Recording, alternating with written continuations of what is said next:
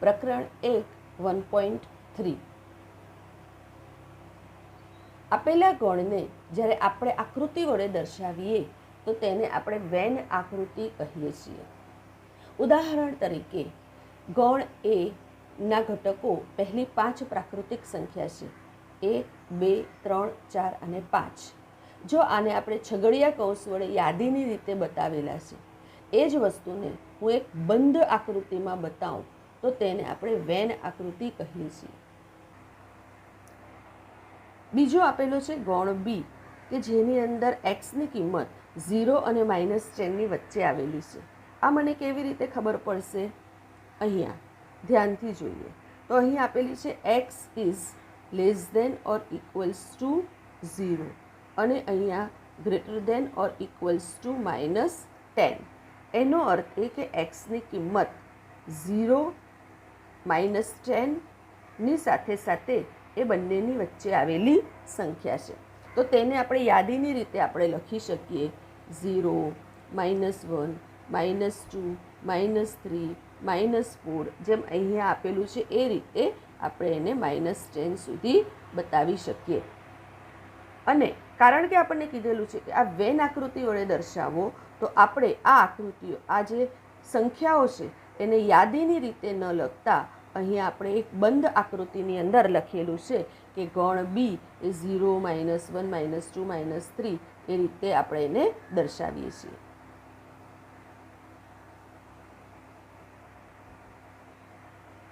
હવે આપણે ગણના આગળ બીજા ભાગ શીખીશું ઉપગણ અને પેટાગણ. ઉપગણ એટલે જ પેટાગણ. તો ઉપગણ અને પેટાગણ એટલે શું? આપણે વ્યાખ્યા પછીથી વાંચીએ પહેલાં ઉદાહરણ સમજી લઈએ. ધારો કે ગણ એ આપણને 1 થી 8 સુધીની પ્રાકૃતિક સંખ્યા આપેલી છે 1, 2, 3, 4, 5, 6, 7, 8 અને બી જે છે આ આપણને સમ સંખ્યા આપેલી છે 8 સુધીની. આપણને સમ પ્રાકૃતિક સંખ્યા આપેલી છે કે જે 10 કરતાં નાની હોય તો 2, 4, 6 અને 8. હવે ધ્યાનથી જોઈએ તો ગણ બીના સભ્ય જે છે 2, 4, 6 અને 8 એ ગણ એની અંદર પણ આવેલા છે 2, 4, 6 અને 8. તો હું કહી શકું કે ગણ બીના સભ્ય એ ગણ એની અંદર આવેલા છે. તો એનો અર્થ એ કે ગણ બી એ ગણ એ કરતાં નાનો છે. તો બી પેટાગણ એ. તો જ્યારે આપણને 2 ગણ આપેલા હોય અને એ 2 ગણ પૈકી એક ગણના સભ્ય બીજા ગણની અંદર આવેલા હોય તો એ નાના ગણને આપણે મોટા ગણનો પેટાગણ અથવા તો ઉપગણ છે તેમ આપણે કહીએ છીએ. વ્યાખ્યા જોઈ લઈએ. જો એ અને બી એવા 2 ગણ છે જેમાં ગણ બીનો દરેક ઘટક ગણ એનો પણ ઘટક હોય તો ગણ બીને ઉપગણ કહે છે. કોનો? ગણ એનો. ચિહ્નમાં આપણે બી પેટાગણ એ એમ દર્શાવીએ છીએ. પેટાગણની નિશાની આપણે આવી રીતે બતાવીએ છીએ આડો યુ કરીને અને એની નીચે લાઈન. જો આ જ માહિતીને મારે વેન આકૃતિ વડે દર્શાવવી હોય તો આપણે કઈ રીતે કરવાનું? સૌથી પહેલાં જે નાનો ગણ છે ગણ બી એને આપણે લખી નાખવાનું 2, 4, 6 અને 8 અને પછી બહાર આપણે બીજી આકૃતિ લેવાની. એની અંદર મારે લખી લેવાનું આ 2, 4, 6, 8 તો જતું રહ્યું તો 1, 2 અહીંયા છે 3, 4 અહીંયા છે 5, 6 અંદર છે 7, 8 અંદર છે. થઈ ગયું. તો આપણે આવી રીતે આકૃતિ વડે પણ એને દર્શાવી શકીએ છીએ. યાદ રાખો દરેક ગણ પોતાનો ઉપગણ હોય છે એટલે કે એ પેટાગણ એ. ખાલી ગણ એ બધા જ ગણનો ઉપગણ હોય છે એટલે જ ફાઈ પેટાગણ એ. નંબર 3 જો એ બરાબર બી તો એ પેટાગણ બી અને બી પેટાગણ એ. કારણ શું? દરેક ગણ પોતાનો ઉપગણ હોય છે. તો જો એ બરાબર બી હોય તો બંને એકબીજાના ઉપગણ અથવા તો પેટાગણ છે. એને આપણે સબસેટ પણ વાપરીએ છીએ. તો ક્યારેક સબસેટ પણ આપણે બોલીએ છીએ. જો એ પેટાગણ બી આનું ઊંધું છે જો એ પેટાગણ બી અને બી પેટાગણ એ હોય એનો અર્થ એ કે એ બરાબર બી. આપણે જે ગણ અત્યારે શીખ્યા એને આધારિત આપણે દાખલા ગણી લઈએ કે જેને કારણે આપણને વ્યવસ્થિત યાદ રહે. અહીં આપણને આપેલું છે જો એ બરાબર એ બી સી ડી અને ઈ, બી બરાબર સી ડી ઈ અને એફ, સી બરાબર બી ડી, ડી બરાબર એ ઈ, તો નીચે પૈકી કયા વિધાન સત્ય અને કયા અસત્ય છે તે સકારણ લખો. તો પહેલાં આપણે દાખલો કરીએ સી પેટાગણ બી છે કે નહીં. તો આપણે પહેલાં ફક્ત સીના જોઈએ બી અને ડી અને બીના જોઈએ સી ડી ઈ એફ. ધ્યાનથી આપણે જોઈએ તો સીના અહીંયા હું લખીને બતાવું છું. સીના છે બી અને ડી અને બીના આપેલા છે સી ડી ઈ અને એફ. ધ્યાનથી જોઈએ તો આ જે બી છે, ધ્યાનથી જોઈએ તો આ જે બી છે તે અહીંયા ક્યાંય પણ આપવામાં આવ્યો નથી, માટે સી પેટાગણ બી નથી.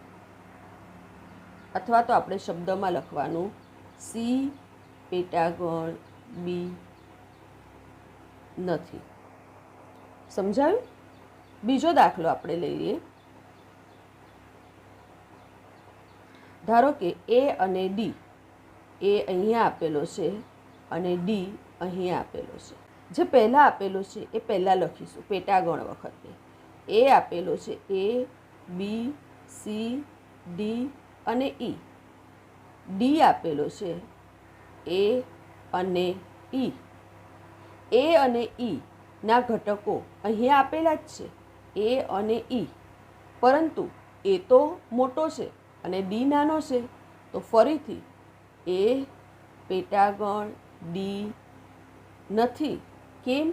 કારણ કે ડી તો નાનો છે અને એ મોટો છે, તો મોટો ક્યારેય નાનાનો ભાગ હોઈ શકે નહીં, માટે આ પણ નથી. ત્રીજો આપણે જોઈએ ડી પેટાગણ બી. ડી આપણને આપેલો છે એ અને ઈ, બી આપણને આપેલો છે સી ડી ઈ એફ. તો ડીના આપણે ઘટકો જોઈએ એ અને ઈ, બીના આપણે ઘટકો જોઈએ સી ડી ઈ અને એફ. ફરીથી આપણે પહેલાં કહ્યા તે પ્રમાણે અહીંયા જોઈએ તો એ જે ઘટક છે તે અહીંયા મોટા ગણમાં આપ્યો નથી, માટે ડી પેટાગણ બી નથી. બરાબર છે? હવે આપણે જોઈએ એના પછીનું ડી પેટાગણ એ. તો ડી અને એ. તો ડી જે છે એ આપણને આપેલો છે એ અને ઈ. એ આપણને આપેલો છે એ બી સી ડી ઈ. તો અહીંયા આપણે ફરીથી જોઈએ એ અને ઈ અહીંયા આપેલો છે, માટે આ પેટાગણ છે. તો ડી પેટાગણ એ છે. એવી જ રીતે હવે આપણે જોઈશું બી પેટાગણ એ.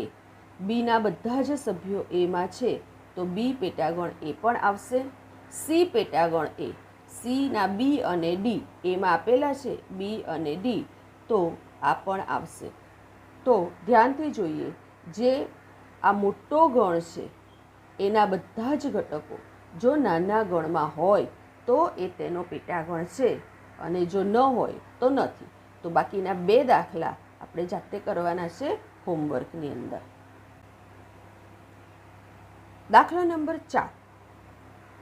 જો એ બરાબર 1, 3, 2, 7 તો એના કોઈ પણ 3 ઉપગણ લખો. હવે આપણે ઉપગણમાં શીખેલા પ્રત્યેક ગણ પોતાનો જ ઉપગણ હોય છે, તો આપણે પહેલો જ ઉપગણ લખી લેવાનો 1, 3, 2 અને 7. બીજું એનો ઉપગણ લખો, તો ફક્ત આપણે નાનો એક જ કરવાનો. ધારો કે પી બરાબર 1, ક્યુ બરાબર 3, આર બરાબર 2.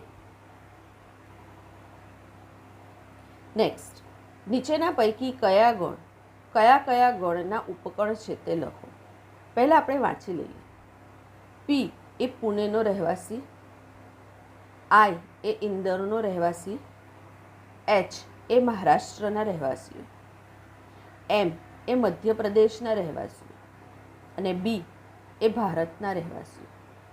આમાં સૌથી મોટો ગણ કયો? તો બી એ ભારતના રહેવાસીઓ. ભારત કરતાં નાનું કોણ? તો એક છે મહારાષ્ટ્ર અને બીજું છે મધ્યપ્રદેશ, કારણ કે આ બંને રાજ્ય છે. મધ્યપ્રદેશમાં કોણ આવે છે? કયું રાજ્ય છે? કયો જિલ્લો છે? ઇન્દોર. અને મહારાષ્ટ્રમાં કયો જિલ્લો છે? પી. તો હવે આપણે સંબંધ જોઈએ. પી એ મહારાષ્ટ્રમાં છે અને મહારાષ્ટ્ર એ બી ભારતમાં છે. એનો અર્થ એ કે પી પેટાગણ એચ અને એચ પેટાગણ બી. એક આપણો સંબંધ નક્કી થઈ ગયો. બરાબર એવી જ રીતે આપણે બીજો સંબંધ નક્કી કરીશું. આઈ ઇન્દોર ક્યાં આવેલું છે? મધ્યપ્રદેશમાં. મધ્યપ્રદેશ ક્યાં આવેલું છે? ભારતમાં. તો આઈ પેટાગણ એમ અને એમ પેટાગણ બી. તો આપણો જવાબ આ પહેલો અને આ જવાબ બીજો. નીચે પૈકી કયા ગણના ઉપગણ છે તે લખો. તો થઈ ગયું ને. પી પેટાગણ એચ છે, એચ પેટાગણ બી છે, આઈ પેટાગણ એમ છે અને એમ પેટાગણ બી છે. નેક્સ્ટ, ઉપરના આપેલા બધા જ ગણ માટે કયો ગણ બાકીના ગણ માટે સાર્વત્રિક ગણ લઈ શકાય? તો સૌથી મોટો ગણ છે તેને આપણે સાર્વત્રિક ગણ કહીએ છીએ. તો સાર્વત્રિક ગણ કોણ છે? ગણ બી.